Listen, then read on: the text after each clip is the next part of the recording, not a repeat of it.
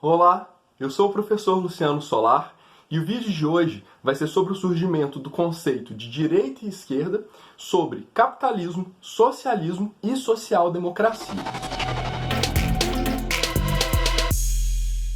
Vamos começar pelo surgimento do termo direita e esquerda. Onde surgiu esse termo? Esse termo ele vai surgir na França, pós-Revolução Francesa. Então, com a Revolução, após a Revolução, foi criado um parlamento. À esquerda desse parlamento se sentavam os mais exaltados, que queriam transformações mais profundas na sociedade francesa. Eles eram chamados de jacobinos. À direita desse parlamento se sentavam aqueles que não queriam tantas transformações na sociedade e que elas não fossem tão profundas. Eles eram chamados de girondinos. Então é aí que surge, primeiramente, o conceito de direita e esquerda. Então percebam que a esquerda ela é associada a transformações mais profundas na sociedade, é um pouco mais revolucionária, vamos dizer assim, e a direita ela é um pouco mais conservadora. Ela não deseja transformações tão profundas na sociedade. Dito isso, a gente pode começar a desenhar o capitalismo e o socialismo e entender quando é que isso vai ser associado à direita e à esquerda. Por que eu estou falando isso? Porque quando aconteceu o surgimento do que nós chamamos de direita e esquerda, a teoria socialista ainda não havia sido formulada. E isso é interessante porque hoje a esquerda ela é identificada principalmente com as teorias socialistas. Então, quando direita e esquerda surgem, o socialismo ainda não tinha sido criado. Isso é muito importante da gente estudar. Esse termo direita e esquerda surgiu em 1790. A teoria socialista só foi publicado, o Manifesto Comunista, em 1838, por Karl Marx. Então é muito importante a gente compreender isso. Agora que a gente compreendeu direita e esquerda, vamos começar a falar do capitalismo. O capitalismo é uma doutrina econômica, uma teoria econômica, baseada principalmente e inicialmente no livro A Riqueza das Nações, do filósofo Adam Smith, da Inglaterra.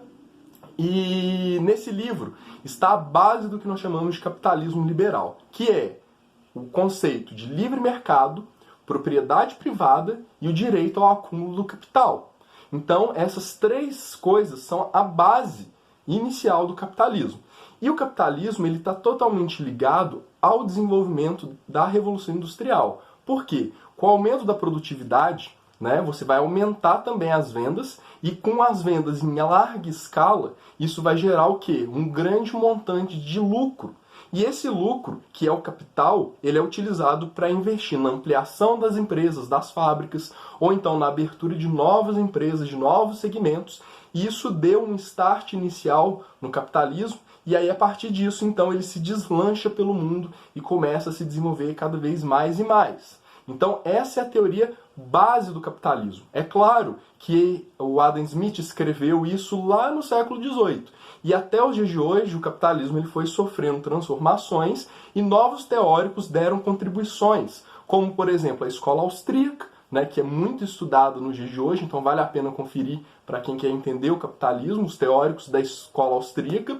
Também tivemos a escola de Chicago, tivemos aí o conceito do neoliberalismo aplicado principalmente pelo Milton Friedman e colocado em prática em países como a Inglaterra e Estados Unidos pela Margaret Thatcher, a Dama de Ferro, e o Ronald Reagan nos Estados Unidos. Então é muito interessante a gente estudar todas essas escolas para a gente entender o capitalismo. Aqui eu estou dando só uma visão geral.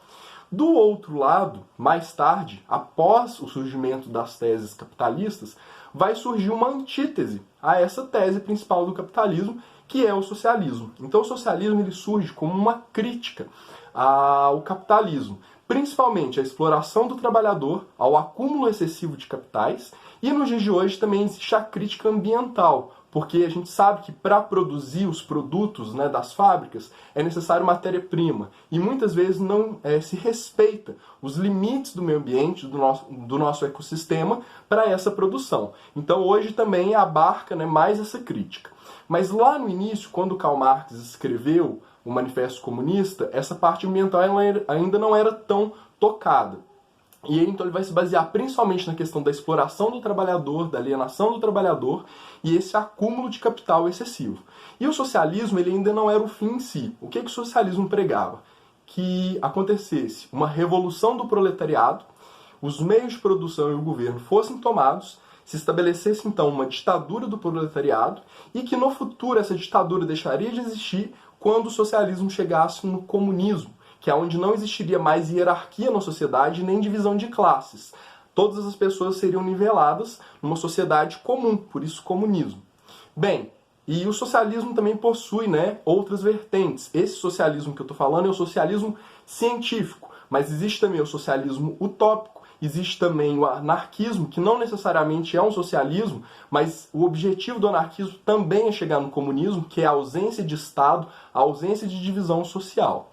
E com o passar do tempo, o socialismo também vai sofrendo acréscimos, aumento de questionamentos, enfim.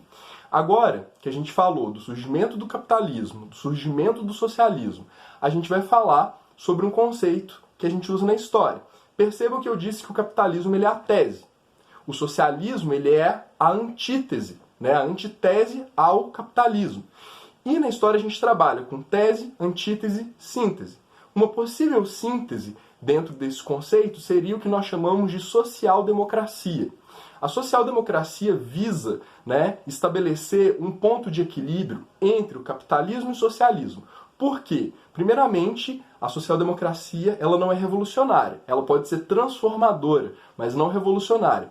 Porque, dentro do conceito da social-democracia, deve-se seguir os ritos da democracia. Então, qualquer cidadão pode se organizar dentro de um partido, concorrer às eleições e, se eleito, a ideia da social-democracia é estabelecer um estado de bem-estar social. Então você mantém a economia capitalista, de mercado competitivo, mas ao mesmo tempo o Estado assume um papel de distribuição das riquezas através de serviços públicos, serviços de qualidade, oportunidades para a população de uma maneira geral. E isso é chamado de estado de bem-estar social. E no Brasil é muito importante a gente debater isso, porque existe uma grande polarização entre o que é direita e entre o que é esquerda, e nós quase não ouvimos falar sobre social-democracia. A grande maioria dos países no mundo que tem alto índice de DH são economias capitalistas, mas que possuem essa política de bem-estar social, de divisão das riquezas para a sociedade. Uma outra coisa que eu acho que é muito importante falar, porque existe uma demonização, um maniqueísmo, onde o capitalismo afirma que o socialismo é o mal absoluto e o socialismo afirma que o capitalismo é o mal absoluto. E a gente tem que sair desses conceitos tão dualistas e entender que ambos, os conceitos, são estruturas e teorias social-econômicas que visam organizar a sociedade como um todo. E não é mal ou bom, é algo a ser estudado. E existem países que tiveram êxito com o socialismo, como, por exemplo, China e Rússia. Costuma-se dizer que o socialismo não deu certo, mas vamos lá. Quando aconteceu a Revolução Russa, em 1918, a Rússia era um país extremamente pobre, rural, agrário, as pessoas morriam de fome. Em pouco tempo, a Rússia passou a figurar como uma das principais potências do mundo, e inclusive competiu com os Estados Unidos para saber quem seria o país mais poderoso do mundo durante muito tempo. É claro que dentro disso existem vários estudos a serem feitos, várias nuances, mas falar que deu totalmente errado é mentira. Assim como na China, que também era um país pobre, agrário e rural, em pouquíssimo tempo está aí competindo com os Estados Unidos para saber qual vai ser o país mais rico do mundo, mais poderoso. Mas também existiram experiências extremamente fracassadas, como a Coreia do Norte, como a Venezuela, e a gente sabe que a gente não queria viver em países nesse cenário como o da Coreia do Norte e da Venezuela, onde ninguém tem liberdade de expressão e também não tem acesso a coisas mínimas. Mas falar também que o capitalismo deu totalmente certo e é benevolente, isso também é um grande equívoco. Existem várias falhas dentro do capitalismo que precisam ser pensadas, repensadas e corrigidas. Então, vem essa necessidade da síntese, da gente compreender que existe um meio termo, uma terceira via, entre esse extremo do só capitalismo ou só do socialismo, que é a social-democracia. E eu trouxe isso para a gente debater porque é necessário que nós brasileiros tenhamos compreensão de todo esse espectro político que existe e que não é 8 ou 80, comunismo contra o fascismo, existem outras coisas nessa seara que a gente pode entender, olhar, analisar e ver o que é melhor para nós brasileiros. Espero que vocês tenham entendido aí o que é direita, o que é esquerda, quando surgiu, o que é capitalismo, o que é socialismo e o que é social-democracia. Um último comentário sobre direita e esquerda entra na questão do campo cultural, né? Que a direita ela tende a ser mais conservadora nos costumes, né? E a esquerda ela é mais liberal nos costumes. Isso também é importante a gente compreender. E a social-democracia, o que ela faz com esses dois conceitos de conservadorismo e mais, né, liberalismo no sentido cultural e moral? Trabalha no meio também, né, de respeitar essas diferenças, de respeitar que existem pessoas mais conservadoras, mas que existem pessoas que também querem mais liberdade e tentar administrar isso de uma forma geral. Então é isso, né? Espero que tenham compreendido. Fraterno abraço. Se inscrevam aqui embaixo no canalzinho para ajudar esse trabalho a continuar, para a gente continuar tendo esses debates. Podem sugerir aí temas também. Será um grande prazer para mim gravar um vídeo com alguma sugestão que vocês colocarem. É isso.